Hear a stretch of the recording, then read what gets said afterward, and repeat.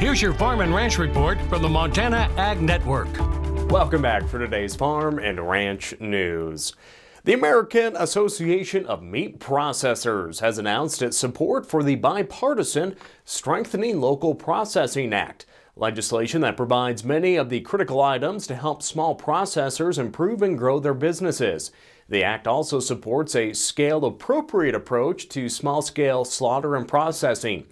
The association's executive director, Chris Young, said the events of 2020 and the response of small processors have highlighted the need to increase capacity in our industry and to provide the help to processors who are vital to their local communities.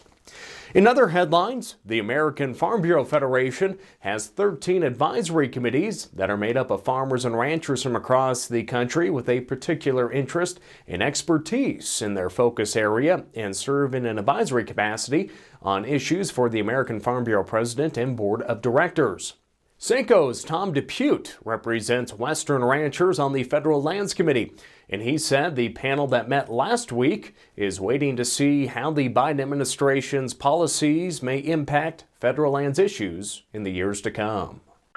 Just a lot of these old concerns are resurfacing. The Antiquities Act, the national monuments, the Biden administration is considering bringing back more acres into some of the monuments. The overpopulation of wild horses on BLM lands is a huge, huge problem. Another concern is not knowing how the Biden administration will utilize full funding through the Land Water Conservation Fund. You know, there's some worries with the executive orders of the 30 by 30, conserving 30% of the land by 2030, and we have the full funding of the LWCF. What does that mean? Is the government going to be owning more land?